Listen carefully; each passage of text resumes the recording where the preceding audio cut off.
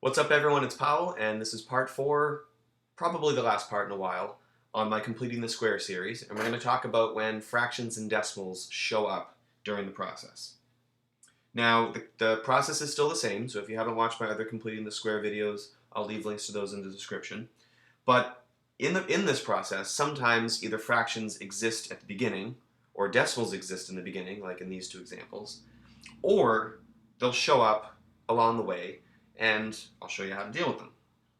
So in the first example, we have x squared plus 3x minus 1 equals 0. And my first step I usually like to do is get the constant to the right-hand side. I should also mention that we're solving each of these for x. So get the constant to the right side, so add 1. And what I'm going to add to both sides is b over 2 squared. Now b in this case is 3, so I have 3 over 2 squared, which is 3 squared over 2 squared, or 9/4, which I have to add to both the right and the left. So on the left-hand side, I've completed my square trinomial, and this ends up being x plus b over 2 squared. And if I was to multiply that out, I would get what is highlighted above it. And on the right-hand side, I have 1 plus 9/4, or 4/4 plus 9/4, which is 13/4. So what I do next is, since I'm solving for x, I'm going to square the left and the right. Sorry, square root the left and the right. I have x plus 3/2 on the left-hand side, and the square root of 13/4, since I'm solving and square rooting, it's plus or minus the square root of 13 over the square root of 4. And then my last step is subtract 3/2 from the left, and I get negative 3/2 plus or minus square root of 13/2. Let's make the equal signs line up. And you can leave it as two separate terms, or you can combine them as one term, and you get negative 3 plus or minus the square root of 13 all over 2. So your two solutions are x equals negative 3 plus square root of 13 over 2, and negative 13 minus the square root of 13 over 2. So they're your two solutions. So not too bad. Like I said, if you did the quadratic formula, you'd get something that looks very similar to that. And it's not so bad, it just looks weird with the fractions. But you haven't seen anything yet until we get to our second example, which is n squared minus 4/3 n plus, minus 14/9 equals 0. So again, let's get that constant to the right-hand side. And I want to add b over 2 squared. Now, I'm taking negative 4/3 and dividing by 2, which is the same thing as multiplying by a half. I'll do this little scratch work over here.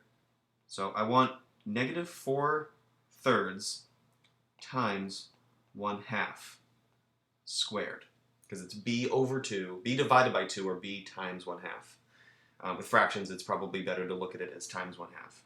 So 2 goes into 4 twice, so I actually have negative 2/3 squared, which is 4/9.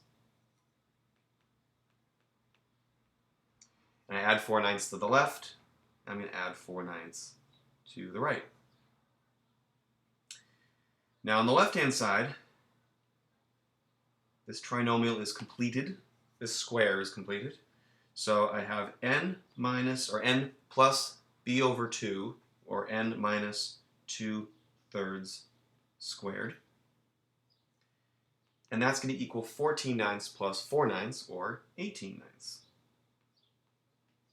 And you'll notice as you do these that sometimes the denominators end up being the same, so you can add them easily. Sometimes it happens. Not always, but sometimes. And before I square root, I might as well take 18/9 and reduce it to 2. That worked out kind of nicely. So since we're solving for n, square root the left, square root the right, I get n minus 2/3 equals plus or minus the square root of 2, which isn't anything, it's the square root of 2. And so n equals 2/3 plus or minus the square root of 2. So our two solutions are n equals 2/3 plus square root of 2 and 2/3 minus the square root of 2. So again, the only crazy thing with this is that we have to take half of a fraction. So if you look at it as being times a half rather than divided by 2, it makes it a lot easier. Move this little work down here. Now, that's with fractions. Let's see what happens with decimals. And when you have decimals, my suggestion is to make everything fractions, because it's a lot easier if you do that.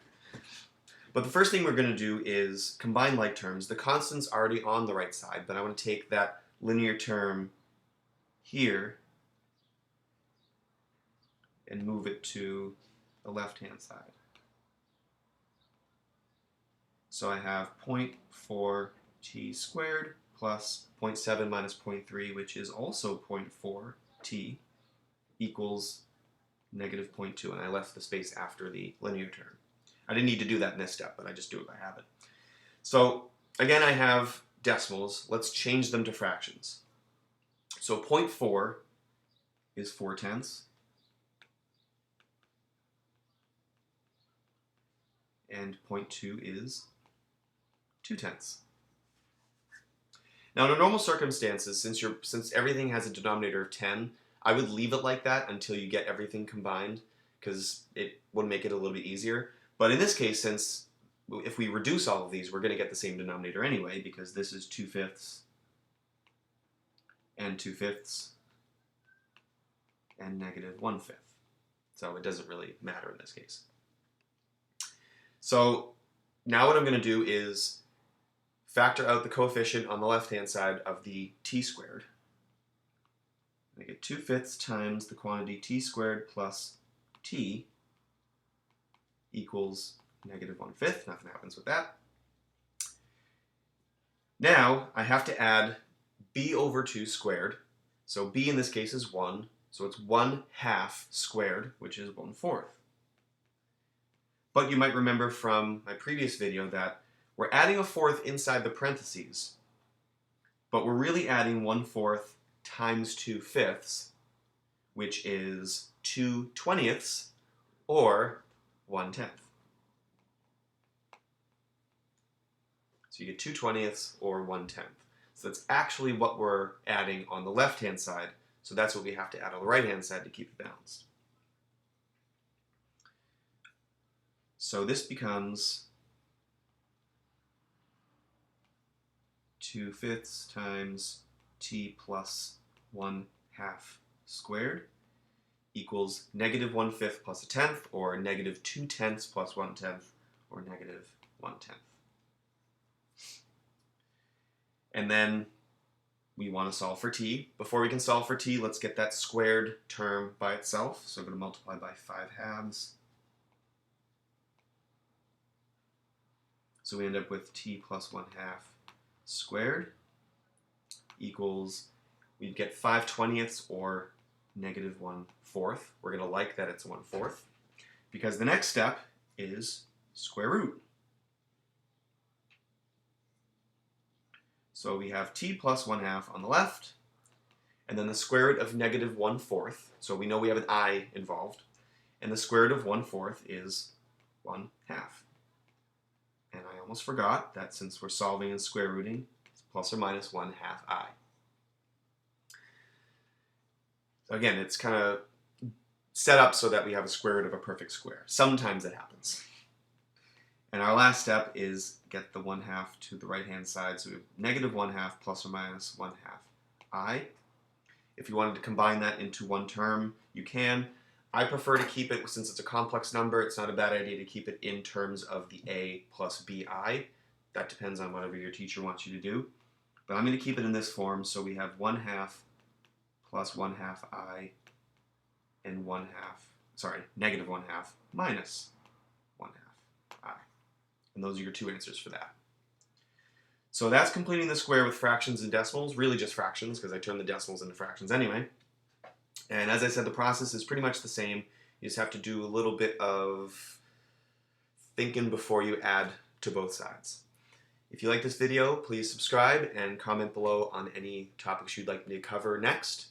Again, this is probably the last we'll see of completing the square for a little bit, but we'll see it again when we get to graphing conic sections, because it's going to be a big part of that, especially if you watch my completing the square on conic sections.